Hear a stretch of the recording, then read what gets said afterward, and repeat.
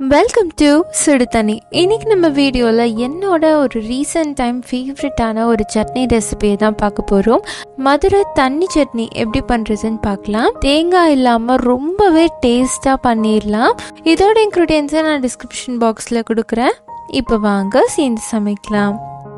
First இதுக்கு ஒரு கடாயில் 1/2 டேபிள் ஸ்பூன் எண்ணெய் சேர்த்துக்கோங்க. எண்ணெய் சூடானதோ இதில் 6-7 பூண்டு சேர்த்துக்கலாம். அதோட ஒரு 6-7 பச்சை மிளகாய் சேர்த்துக்கலாம். காரத்துக்கு ஏற்ற மாதிரி நீங்கள் அட்ஜஸ்ட் பண்ணிக்கலாம். ரொம்ப பெருசாக இருந்தால் நீங்கள் ஒரு 4 சேர்த்திங்கன்னா போதும். இதை நல்லா ஃப்ரை பண்ணிக்கலாம். இந்த பச்சை மிளகாய் நல்லா வறுபட்டு இந்த ஸ்கின்னெல்லாம் நல்லா சுருங்கி வரும். அது மாதிரி வந்ததுக்கப்புறமா இதில் ஒரு பெரிய வெங்காயம் சேர்த்துக்கலாம். சேர்த்துட்டு நல்லா வதக்கிடுங்க. வெங்காயம் நல்லா வதங்கணும், கலர் மாதிரி வரணும். அப்போ தான் டேஸ்ட் ரொம்பவே நல்லாயிருக்கும். இப்போ பார்த்தீங்கன்னா வெங்காயம் நல்லா ஃப்ரை ஆகிடுச்சு, ப்ரௌனாக வந்திருக்கு பாருங்கள். இது மாதிரி வந்ததுக்கப்புறமா இதை எடுத்துடலாம். இது ஒரு மிக்சியில் மாற்றிக்கோங்க. இது நல்லா ஆற வச்சுட்டு நம்ம அரைக்கணும்.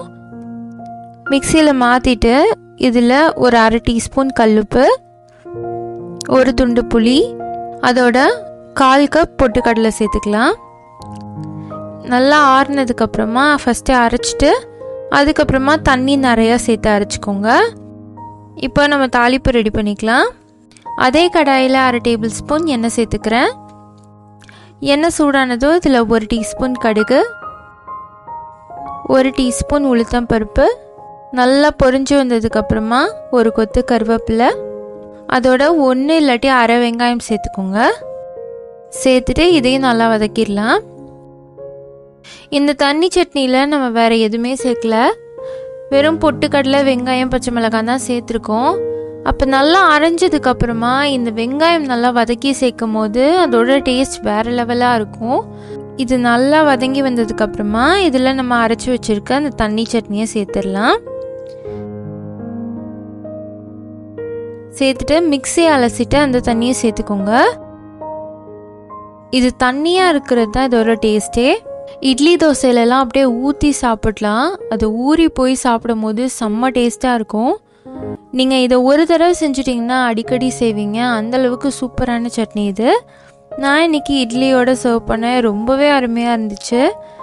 என்னோட ரீசன்ட் டைம் ஃபேவரட்டான சட்னி இது. கண்டிப்பாக இதை செஞ்சு பார்த்துட்டு எப்படி இருந்துச்சுன்னு சொல்லுங்கள். வேறு எந்த சட்னி உங்களுக்கு ரொம்ப பிடிக்குங்கிறதையும் கமெண்ட்டில் சொல்லுங்கள். இந்த வீடியோ உங்களுக்கு பிடிச்சிருந்தா லைக் பண்ணுங்கள். சுடுதண்ணி சேனலை சப்ஸ்கிரைப் பண்ணுங்கள். தேங்க்யூ.